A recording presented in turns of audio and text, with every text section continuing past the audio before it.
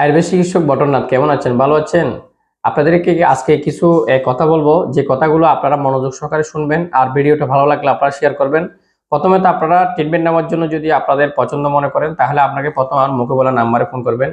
01841811100 একটা, আরেকটা হচ্ছে 01758802126। এই নাম্বারগুলোতে ফোন করবেন। আজকে আপনাদের সাথে যৌন রোগ কেন সৃষ্টি হয়, যৌন রোগের কারণে আপনি কেন আপনার যে স্ত্রীর কাছে বা সঙ্গিনীর কাছে অপ্রিয় হয়ে যাচ্ছেন, সে বিষয়ে কিছু কথা বলবো। আর রোগটা কিভাবে সৃষ্টি হয় সে বিষয়ে কিছু কথা বলবো। যৌন রোগ সৃষ্টি হয় আপনার অজ্ঞানতার কারণে। জীবনের প্রথমে আপনি হস্তমৈথুন করেন, যে আপনি না জানার কারণে। মনে করেন প্রথম হস্তমৈথুন করতে আপনার যে বীর্যটা আপনি বের করেন, সেটা বের করতে আপনার অনেক সময় লাগে। আপনার মানে 8-10 মিনিট 20 মিনিট সময় লাগে, হাত ব্যথা হয়ে যায় এবং লিঙ্গটা তখন খুব টাইট থাকে, মানে একদম হিট থাকে। এই হিট অবস্থায় আপনাকে এটা ফিট করে দেন। এটা করতে করতে আপনার এক সময় আপনার লিঙ্গটা লুজ হয়ে আস্তে আস্তে লুজ হয়ে যায়, জীবনী শক্তি কমে যায়, বীর্য পাতলা হয়ে যায়, পানির মতো হয়ে যায়।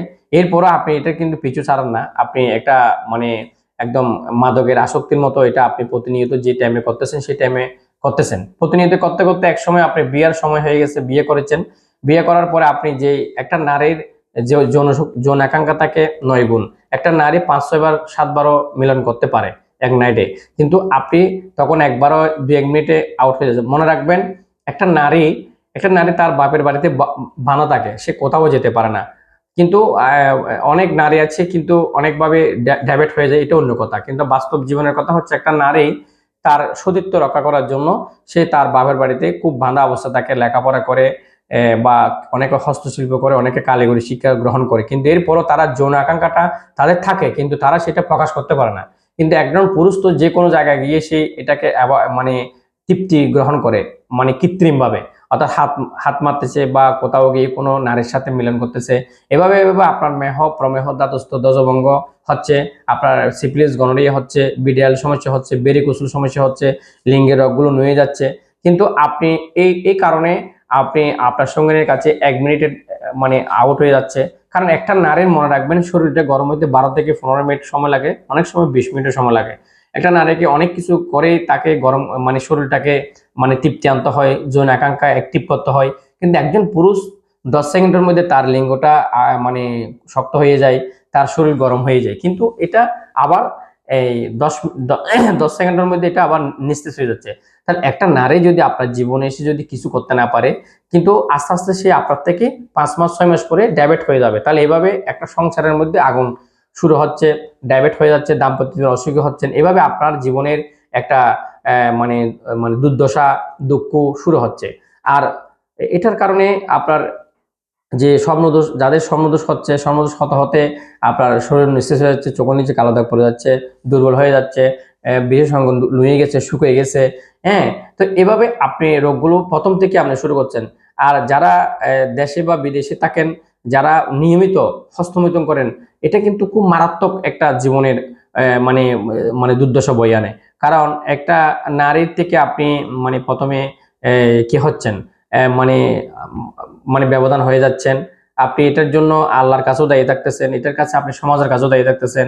এভাবে আপনার জীবনে একটা দুঃসহ সমস্যা হতে পারে। তো আমি বলবো যে আয়ুর্বেদ চিকিৎসা জগতে যে আপনি যদি আপনার পর্যাপ্ত বয়স হয়, আপনি আপনি একজন সঙ্গী করে নেন। আপনি বাইরে এই জীবনকে ধ্বংস করবেন না। এবং আপনার আরো অনেক কারণে, যে খাওয়ার অনিয়মতা বা কোষ্ঠকাঠিন্যের কারণে, বা আমরা বেশি বেশি আপনি ফাস্ট ফুড খাওয়ার কারণে বা ঝাল জাতীয় খাবার গ্রহণের কারণে আপনার মানে হরমোন ডিসেবল হয়ে যেতে পারে, বা আপনার শরীরের শারীরিক শক্তি কমে যেতে পারে, বা আপনার হার্ট ডিজিজ হতে পারে, অতিরিক্ত লবণ খাওয়ার কারণে আপনার কিডনির সমস্যা হতে পারে, বা কম পানি খাওয়ার কারণে। এভাবে আপনার রোগটা প্রথম থেকে, যে আপনার মূল হচ্ছে, একটা পুরুষের যদি পর্যাপ্ত বীর্য না থাকে, তাহলে সে কখনো দাঁড়াতে পারবে না, সে কখনো মানে উদ্যমী শক্তিতে মানে গঠন করতে পারবে না। আজকাল দেখেন সবার গ্যাস্ট্রিকের সমস্যা। গ্যাস্ট্রিক এমন একটা ব্যাধি, গ্যাস্ট্রিকের কারণে আপনার কোলেস্টেরল বেড়ে যাচ্ছে, বদহজম হচ্ছে, পেট বড় হয়ে যাচ্ছে, এটার কারণে কোমরে ব্যথা হচ্ছে, হাঁটতে পারেন না, অনেক সময় পিছনে ঘাড় ব্যথা করে, মাইগ্রেন সমস্যা হচ্ছে। এই কারণগুলো হচ্ছে আপনার খাওয়ার থেকে, চলার থেকে। প্রথমে আমাদের মানে সৃষ্টিকর্তা আমাদেরকে জীবনের সংবিধান করে দিচ্ছে। আমরা ঠিক টাইমে, আজকে যে 1টা বাজে আমরা খাবার খেয়েছি, কালকে 1টা বাজে খাবো। আমি সকালে স্লাইট নাস্তা করব, নাস্তার পরে আমার আর কিছু খাবার দরকার নেই, টাইম টু টাইম আমরা আমরা কিভাবে সকালে নাস্তা করতেছি, নাস্তার পরে আবার 10টা 11টার সময় আবার খাবার খাচ্ছি, আবার 12টার সময় খাবার খাচ্ছি, আবার 2টা বাজে আমরা খাবার খাচ্ছি, এরপর আবার 4টা বাজে চা খাচ্ছি বা অন্য কিছু খাচ্ছি, ফাস্টফুড খাচ্ছি। এভাবে কিন্তু আমার জীবনটা একবার অচল হয়ে যাচ্ছে, অল্প বয়সে আমরা রোগাক্রান্ত হয়ে যাচ্ছি।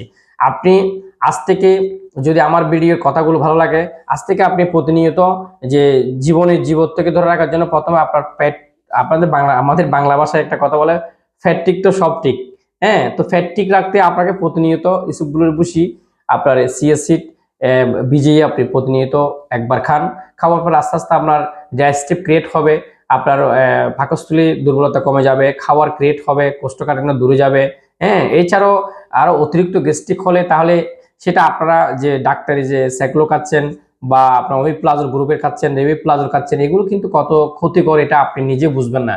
কারণ এগুলোর মধ্যে যে নিকোটিন রয়েছে, যে মানে ডাইজেস্টিভের যে মানে প্রাকৃতিক নয় অকৃত্রিম যে রাসায়নিক ক্রিয়াগুলো রয়েছে বা যেটাকে কেমিক্যাল বলা হচ্ছে, এটা আপনার প্রতি শরীরকে, প্রতি কোষগুলোকে নিস্তেজ করে ফেলছে। আপনি অ্যান্টিবায়োটিক খাচ্ছেন, অ্যান্টিবায়োটিক কারণে জীবনশক্তি হারিয়ে যাচ্ছে। আপনার দেখবেন একটা অ্যান্টিবায়োটিক খাওয়ার পরে আপনার দুর্বল হয়ে যাচ্ছেন, চোখ টোক লেগে আসতেছে, লিঙ্গ লুজ হয়ে গেছে, আপনার শরীর ঘষে পড়ছে। ডাক্তার আপনাকে প্রেসক্রাইব করছে ডিম খেতে, দুধ খেতে, এই যে আপেল খেতে, কমলা খেতে। কেন? আপনি শারীরিক শক্তিকে উজ্জীবিত করার জন্য মনের শক্তিকে উজ্জীবিত করতে হবে, বাস্তব জীবনকে আপনার প্রকৃতি করতে হবে, প্রকৃতির প্রাকৃতিক জিনিসগুলো আপনাকে খেতে হবে, শাকসবজি বেশি খেতে হবে। এখন যে আমরা রান্নার কাজে আমি আসি, রান্না করা যে জিনিসগুলো আমরা অতিরিক্ত মশলাযুক্ত খাবার বর্জন করব। আমরা হলুদ, টারমারিক খাবো, টারমারিক একটা অ্যান্টিফ্লেমারি, একটা এটা অ্যান্টিবায়োটিক। আমরা হলুদ বেশি খাবো, জিঞ্জার আদা খাবো, আদা হচ্ছে সবার দাদা, আদা খেলে আমাদের সব কিছু ক্রিয়েট হবে। তারপরে আমরা মানে চিকন জিরে খাবো, কিন্তু আমরা অতিরিক্ত মশলাযুক্ত খাবার, যে হোটেলের খাবার বর্জন করব। এটার কারণে আমাদের যৌনক্রিয়াটা আমাদের ডিসেবল হয়ে যাচ্ছে। তা আমরা এভাবে আস্তে আস্তে বাত ব্যথায় আক্রান্ত হচ্ছি, আমাদের গ্যাস্ট্রিক বেড়ে যাচ্ছে, কিডনির সমস্যা হচ্ছে, হার্ট দুর্বলতা হচ্ছে। এটার কারণে অনিয়মিতের কারণে আমাদের অশ্বরোগ হচ্ছে, এটার কারণে আমাদের আবার ডায়াবেটিস হয়ে যাচ্ছে, অতিরিক্ত মানে বহুমূত্র হচ্ছে, প্রস্রাবের সাথে পায়খানার সাথে আমাদের বীর্য চলে যাচ্ছে। এভাবে আমরা যৌন রোগগুলো সৃষ্টি করি। তো এগুলো আমরা নিজে নিজে রোগের সৃষ্টিকর্তা, কেউ কারোর রোগ সৃষ্টি করে না।